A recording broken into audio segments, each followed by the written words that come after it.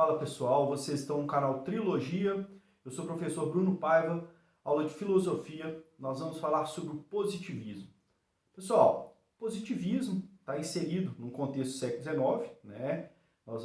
Continuamos a pensar as filosofias do século XIX, e é interessante a gente pensar, né, que em meio a um debate que envolvia a questão sobre as ideias, o idealismo do Hegel, né, e posteriormente um pouco relacionado à concepção da condição humana, né, e dos sentimentos e das sensações do Nietzsche, né, em meio às perspectivas, né, do conflito, da luta de classes trazida pelo marxismo, nós temos também a concepção positivista no século XIX. Olha, quando a gente fala sobre positivismo, pessoal, nós temos que entender, né, que ela é uma das primeiras correntes filosóficas do século XIX, que ela tem muita influência, né, também no início do século XX. Quando a gente pensa na perspectiva do positivismo, né, nós podemos entender que ele é um processo de coroamento de um processo também ligado ao iluminismo, ao século XVIII.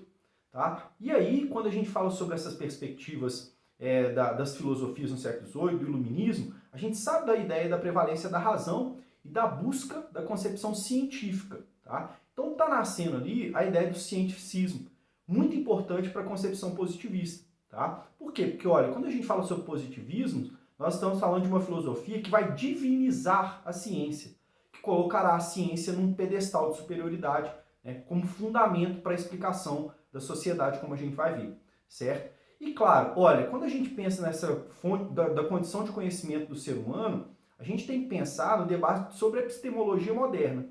E ali, né, junto com essa perspectiva iluminista do século XVIII, desenvolveu-se muito o empirismo, né, de uma figura chamada David Hume. Tá? Então, olha, o que o ser humano pode conhecer? Somente aquilo que está ao alcance das suas possibilidades de experiência, do real. Então, baseado nessa concepção do David Hume, né, a gente vai ter o processo do positivismo. Tá? Então, é um coroamento, entendam dessa maneira. Olha, é claro que se o positivismo seguir por essa perspectiva, somente aquilo que pode ser experimentado, o real, né, e aí o próprio positivismo vem do termo pósito, do latim pósito, né, aquilo que existe, aquilo que é real, né, o positivismo deixará de lado especulações filosóficas que voam a perspectiva, né, da metafísica, tá? Ou seja, da própria existência de Deus, né, trazendo a perspectiva aí também de uma lógica de um ateísmo, né? Porque o que guia, o que deve guiar o ser humano na perspectiva positivista? A ciência, né? E a ciência, ela seria, né,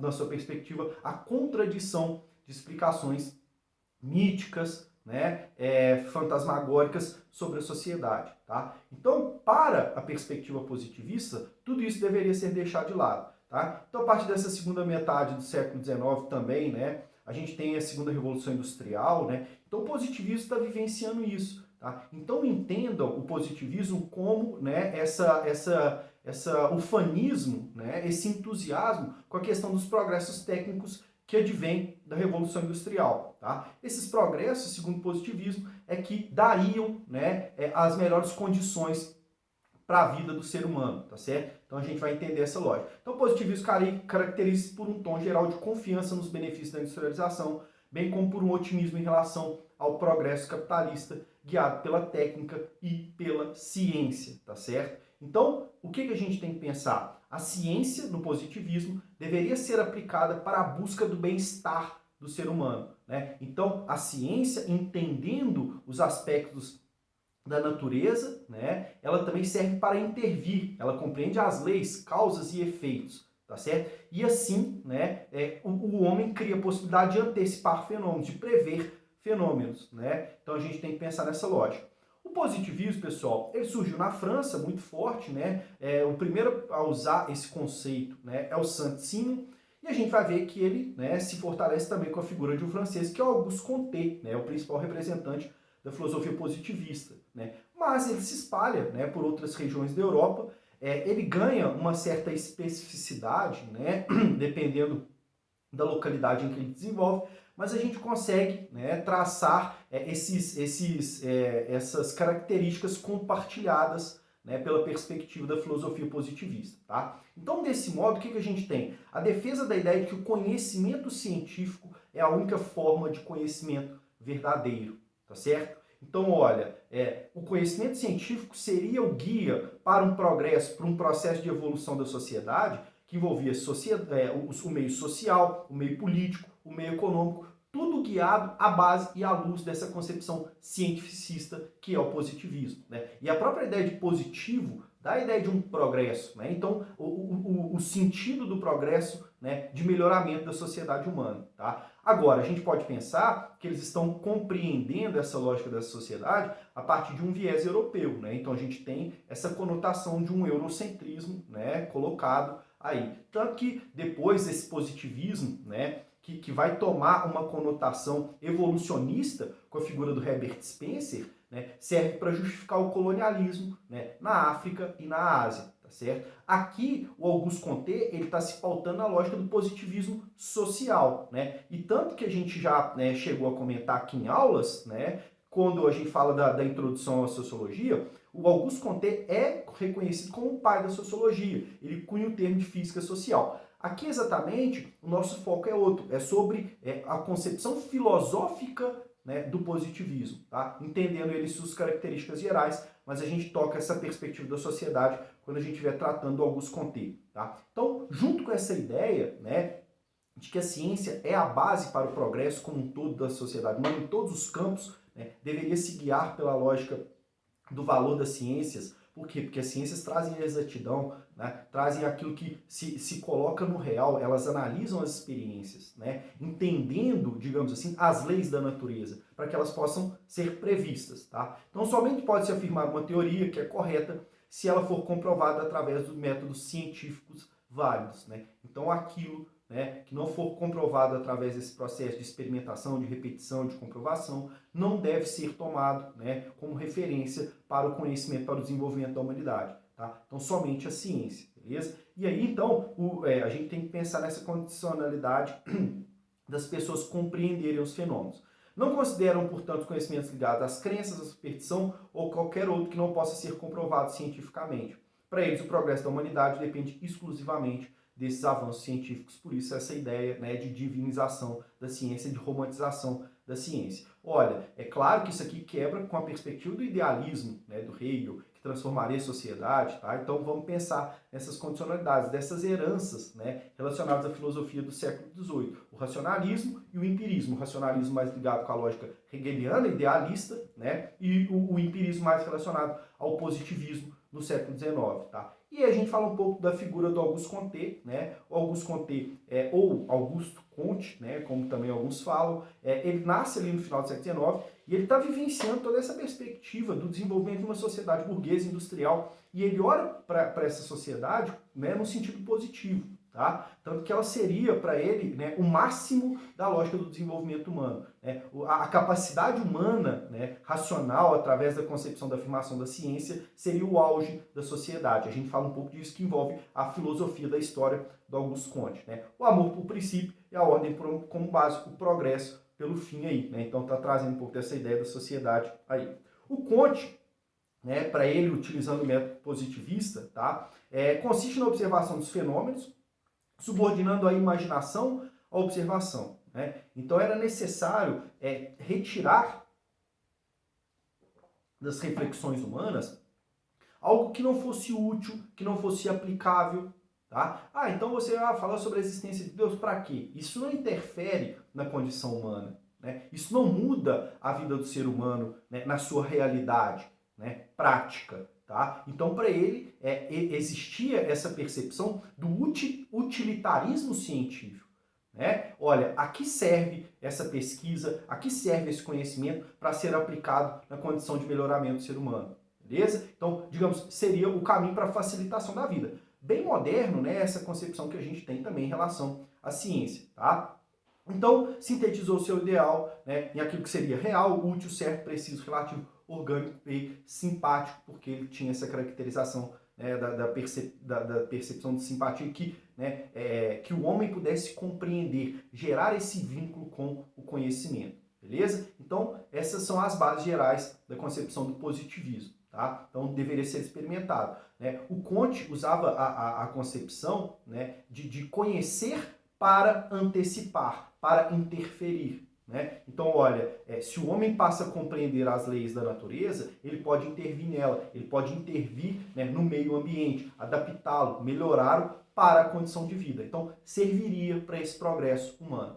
Dentro desse processo, né, e aí falando um pouco dessa filosofia histórica do Auguste Comte, o que a gente tem? Para ele, como que o homem chegou, né? Já que o auge do desenvolvimento, a plenitude do desenvolvimento, estava ligado a essa concepção científica de sociedade, positiva de sociedade, né? E que ela deveria ser o guia de todos os processos humanos, inclusive na análise do social, tá? O homem teria passado pelo Comte ao longo da história, né, por um processo evolutivo, né? Então, um ato de progresso mesmo.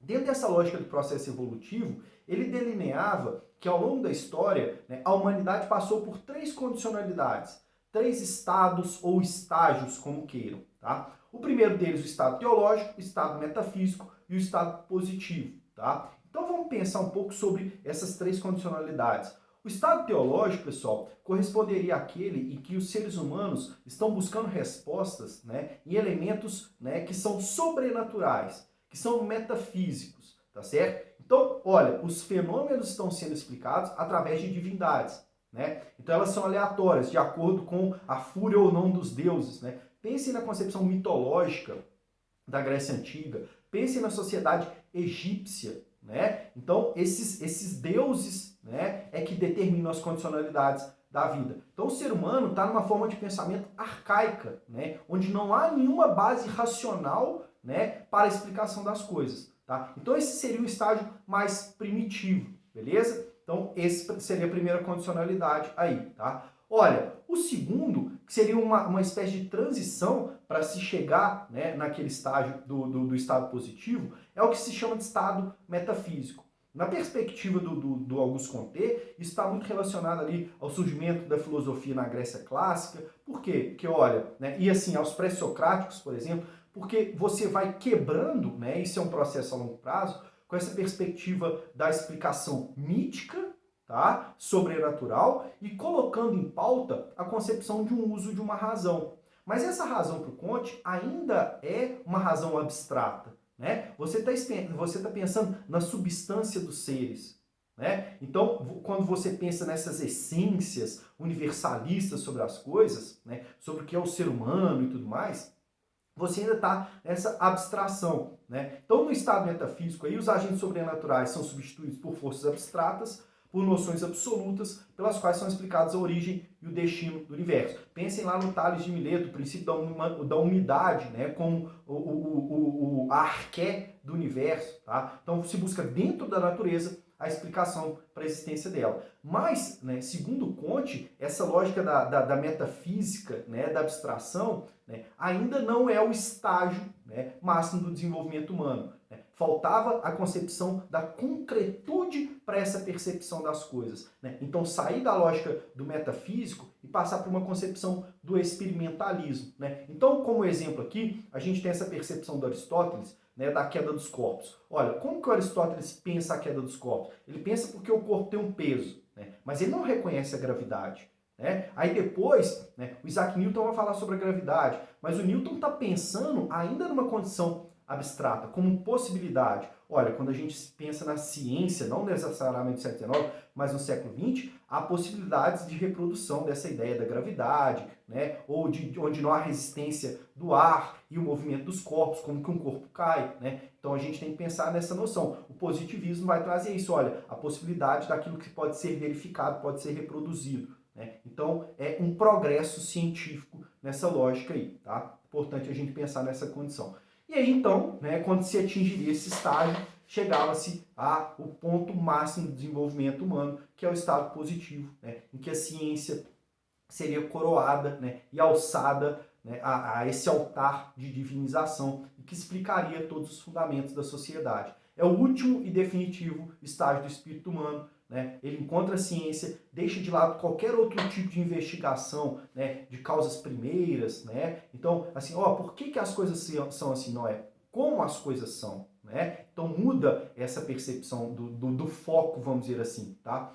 Se atém à observação dos fatos, procurando raciocinar sobre eles e descobrir relações constantes entre fenômenos observáveis, isto é, as suas leis da natureza. Lembra daquela frase que eu falei para vocês que o Comte está falando, né? Conhecer para prever, né? Para antecipar esses fenômenos, facilitando as condições humanas. Para Comte, o termo positivo designa aquilo que é real, em oposição ao quimérico, à abstração. A certeza em oposição à indecisão, porque, olha, a lógica do espírito metafísico ficava na cogitação de possibilidades, né, que não se verificavam. Agora você tem a possibilidade de verificar e aplicar essas condicionalidades. E aquilo, né, que se mostra real, de acordo com o que se pensa e se teoriza em torno da ciência, deve ser experimentado. Né? Se não é experimentado, se não é real, não é útil, não é objetivo, não serve para o processo de avanço da humanidade, tá certo? Então, a certeza em oposição à indecisão, o preciso em oposição ao vago. Portanto, o estado positivo corresponde à maturidade do espírito humano, objetivo de toda a educação daí em frente. Então, tudo deveria se voltar para essa concepção,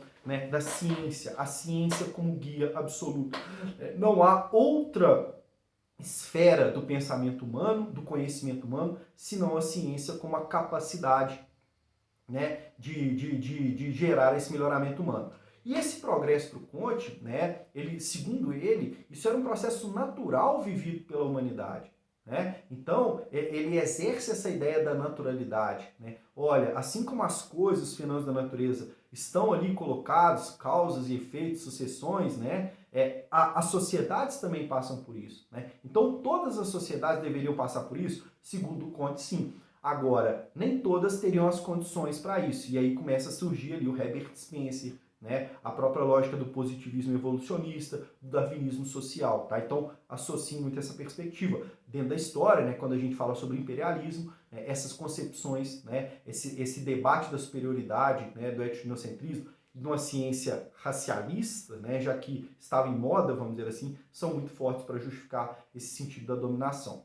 Essa ideia, galera, era tão forte, né, de divinização da ciência, que o Kant vai criar uma religião. Né? Aí você fala, mas você não falou lá atrás que ele era contra as religiões, contra o ateísmo? Olha, o Comte ele está colocando não a ideia de, né, divinizar a Deus, uma figura abstrata. Né? O que seria o fundamento dessa religião? A humanidade, a própria humanidade. Né, entendida num conceito maior, né, que é do passado, é do presente e é do futuro, né, nessa concepção da naturalidade, tá certo? Então, alçar o ser humano em perspectiva da religião da humanidade para ser cultuada, né, e a ciência estaria implicada nessa lógica. Né? Então, se substitui a perspectiva de Deus pela lógica do ser humano, da humanidade. Né? Então, o dogma é a ciência, vamos dizer assim. E ele cria, né, a perspectiva de ritos, muito baseada aí na lógica da Igreja Católica, né, digamos que ele seria o Papa dessa religião. Tem lá os sacerdotes, né, que seriam os cientistas, né, as teorias sociais, né, seriam a base dessa religiosidade. Tá? Então isso seria alçado, inclusive, a esse patamar. Por isso que a gente fala de divinização da ciência. Tá? Então, essa nova doutrina se dissociava da teologia cristã, pois estava baseada, né, baseada no sobrenatural, né, e não no materialismo científico, que era a perspectiva disso. Então construiu-se templos positivistas, né, inclusive no Brasil, né, você tem aí alguns templos positivistas, no Rio Grande do Sul, né, em Belo Horizonte, eu já tive notícia da existência de igrejas positivistas, né, de templos positivistas, em Pernambuco também. Né, então chegou ao Brasil e a gente vai ver como que isso acontece. Né. Olha, então para o Kant, pro Comte, desculpem, nessa perspectiva, né, as ciências, se elas são a base de tudo, elas mereciam ser classificadas. Né? Então o Comte vai promover essa perspectiva da classificação das ciências, dando inclusive uma conotação para as ciências sociais. Né? Por isso que ele é o pai da sociologia. Né? É claro, muito vinculado às ciências naturais, aos métodos das ciências naturais, né? E a gente sabe que isso é um problema, né? Você querer aplicar essa ideia de natureza para uma condição social não é válida, mas é um pouco contraditório, né? Mas o Comte afirma esse princípio da cientificidade para as ciências sociais. Tá? Olha, e a filosofia nesse sentido como um todo? Para o Kant, pessoal, a filosofia, ela pairava acima de todas elas, né? É como se a filosofia fosse uma perspectiva de sistematização e generalização dos vários ramos científicos que iam se colocando, né? Olha, a gente está vendo surgir uma especialidade cada vez maior das ciências. Tá? Então, consequentemente, a filosofia seria a promoção dessa síntese, né, e a ligação entre essas ciências que passavam agora a ser diferenciadas. A física, a química, a história natural, né, dentro das ciências humanas, a geografia, né, a história, a própria sociologia. Tá? Então, elas vão se colocando nessa perspectiva. E para o Kant, desculpem, nossa, cismei com Kant. Para o Comte, né, essa classificação das ciências deveria partir, né, daquelas que têm objetos mais simples e claros para aqueles que são mais complexos, né, mais abstratos, vamos dizer assim, mas que aplicaria essa condicionalidade. Tá? Então ele promove essa ideia. Né? Então a matemática, né, a astronomia, a física, a química, a biologia e a sociologia. Né?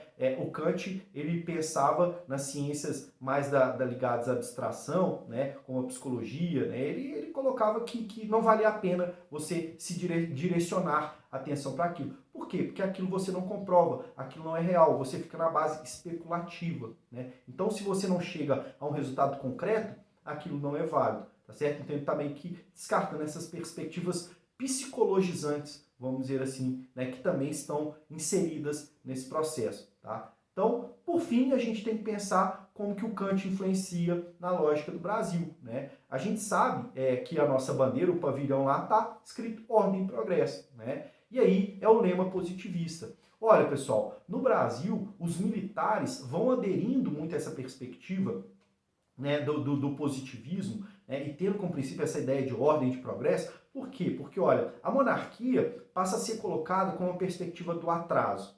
Tá? Então a monarquia já não dá conta de atender as demandas dessa sociedade do século XIX. Né? A monarquia era um sistema político que estava, né, decadente. Né? Mesmo na Europa, poucas sociedades eram monarquistas. Tá certo? Então, dentro dessa perspectiva, o ideal republicano, que também é trazido pelos militares, vem com essa conotação. Olha, a sociedade, né, o país precisa de uma ordem, e ela seria dada através de um braço centralizador forte, que eram os militares, para que houvesse o progresso, a ordem como princípio e o progresso como fim. Né? A gente sabe que não é tão simples assim, nessa perspectiva, mas era, né, daí que nasce essa percepção, né, da influência positivista no Brasil. Tá? Então, galera, em relação ao positivismo, Augusto Comte, é isso. Né? Abraço para vocês, até mais. Fui!